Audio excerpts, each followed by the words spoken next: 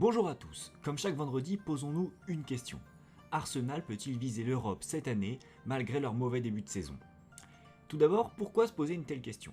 Tout simplement car Arsenal en championnat est sur une série de 5 matchs sans défaite, mais surtout car ils semblent avoir trouvé un système de jeu qui leur convient, et semblent avoir abandonné leur 3-4-3 stérile de début de saison. En effet, Arteta a mis en place un 4-2-3-1, dont la principale particularité est d'installer le jeune Emile Smith-Rowe en numéro 10 à seulement 20 ans. Cependant, malgré ces bons résultats, Arsenal reste 11e à 7 points de la Ligue des Champions. Et avant même d'analyser les arguments pouvant pencher en faveur d'une qualification pour cette compétition, détaillons avant toute chose comment joue le Arsenal d'Arteta. Car oui, la simple évocation d'un 4-2-3-1 ne veut rien dire, ce qui est révélateur c'est l'animation que l'on fait de cette composition. Tout d'abord, il convient de rappeler qu'Arteta est un coach relativement proche des idées de jeu de Guardiola, et à ce titre il s'inspire fortement du jeu de position verticale de son homologue. Sans revenir sur ce qu'est le jeu de position, disons simplement qu'il s'agit d'une philosophie visant à quadriller le terrain en différentes zones, tant horizontales que verticales, dans le but de créer notamment des surnombres qualitatifs, voire quantitatifs, dans des petits espaces. Pour traiter plus en détail du jeu d'Arsenal, distinguons son jeu avec et sans ballon. Sans le ballon, Arsenal est une équipe qui respecte relativement bien sa composition initiale, avec notamment Xhaka et Partey devant la défense. A noter par ailleurs que ces deux derniers abattent un travail défensif remarquable pour compenser les erreurs défensives de certains de leurs coéquipiers. Niveau pressing, c'est une équipe qui, je dirais, pratique un pressing opportuniste, sans pour autant que l'on puisse qualifier cette équipe d'oppressante. De plus, c'est une équipe qui n'hésite pas à défendre bas pour pouvoir ensuite enclencher certains contres, propulsés par leurs deux ailiers, Aubameyang et Saka. En réalité, Arsenal sans ballon n'est pas une équipe particulièrement intéressante, tant elle semble s'adapter aux situations mises en place par leurs adversaires, et cela semble s'expliquer de par la faiblesse intrinsèque de leurs défenseurs centraux, notamment car aucun ne semble avoir le niveau requis pour prétendre au niveau Ligue des Champions, surtout Holding. Avec ballon, Arsenal est une équipe qui déstructure grandement sa composition initiale. En effet, les Gunners semblent tronquer leur 4-2-3-1 contre un 2-3-5 cher à Arteta, tant notamment cette ligne de 5 de devant est propice à la mise en place du célèbre jeu de position. Avec ce quintet, Arsenal peut occuper les 5 verticalités du terrain et surtout les fameux half space. Sur le visuel à l'écran, vous pouvez apprécier toute la liberté qui est donnée aux latéraux que sont Tierney et Bellerin, qui se voient dotés d'un rôle offensif prépondérant. De plus, là aussi, il ne faut pas imaginer ce visuel comme un cadre strict.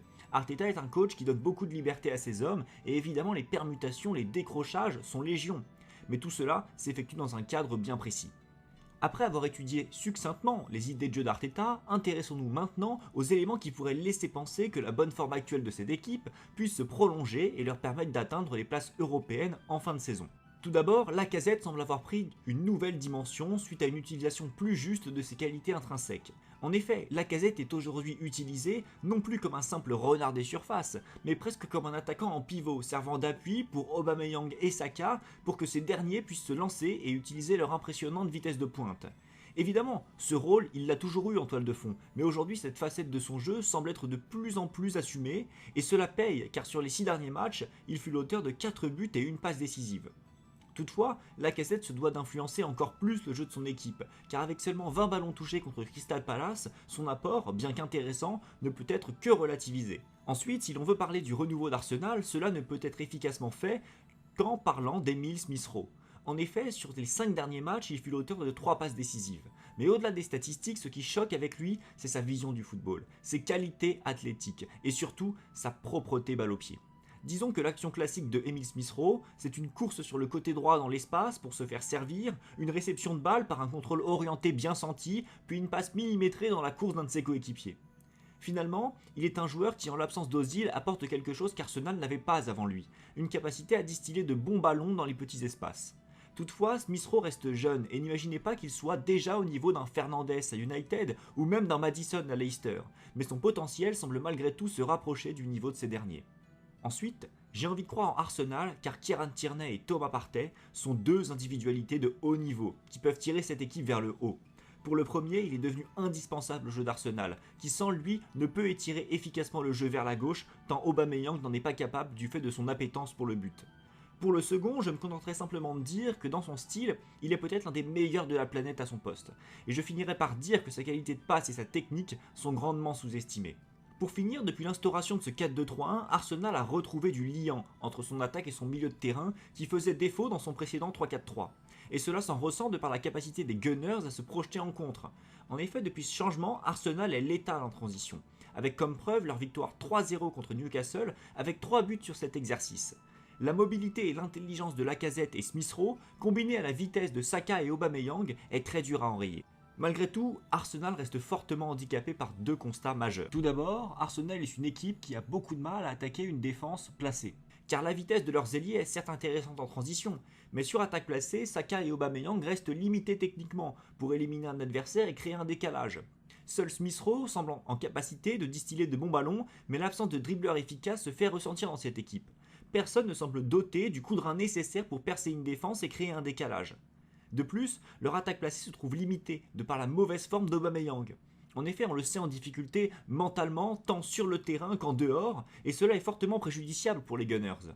Ils perdent là leur premier attaquant qui n'a inscrit que 5 buts en première ligue cette saison en 17 titularisations. Et forcément à la finition cela pêche, surtout quand le seul autre finisseur semble être Lacazette et que ce dernier prouve depuis plusieurs saisons qu'il n'est pas un serial scorer mais plus un buteur polyvalent. Pour finir, et là est le défaut majeur d'Arsenal, je me dois de parler de leur défense. En effet, Arteta, depuis le début de la saison, peine à trouver une perle axiale efficace. Cependant, je ne pense pas pour autant qu'il soit responsable de cette errance, tant le matériel mis à sa disposition n'est pas au niveau des ambitions des Gunners. Premièrement, le titulaire indiscutable d'Arteta semble être Holding, un joueur que je qualifierais de joueur à bourde, qui te coûte clairement des points depuis le début de la saison de par son inconstance chronique et sa lourdeur physique. De plus, ses autres coéquipiers que sont Gabriel, David Luiz et Pablo Mari ne semblent pas plus prêts que lui à assurer l'arrière-garde d'une défense telle que celle d'un club qui ambitionne à l'Europe dans un championnat comme la Première Ligue. Disons simplement que cette défense peut s'estimer heureuse d'avoir devant elle des joueurs forts dans la récupération comme Xhaka et Thomas Partey. Quand on synthétise l'ensemble de ces arguments, on se rend compte qu'Arsenal est une équipe pleine de qualités intrinsèques, mais reste victime de défauts structurels trop importants pour viser le haut de la Première Ligue. De plus, leur championnat, cette année, est empreint de nombreux outsiders comme Southampton, Everton ou même Leicester, et il sera dur de se faire une place dans le haut du classement. En l'état actuel des choses, Arsenal peut d'ores et déjà dire adieu à la Ligue des Champions. Mais pour ce qui est de l'Europa, la récente descente aux enfers des Blues pourrait leur profiter et leur permettre de glaner la dernière place qualificative pour cette compétition. La seule chose qui est sûre pour Arsenal, c'est qu'une recrue d'envergure en défense doit être faite, et que Aubameyang doit revenir à son meilleur niveau de performance. Et si cela se réalise, alors Arsenal pourra se qualifier sans souci. Sinon, cela relèvera du détail et des performances des autres équipes en réalité. En effet, leur tâche n'en sera que plus simple si Southampton craque en fin de saison, mais ceci est une autre histoire.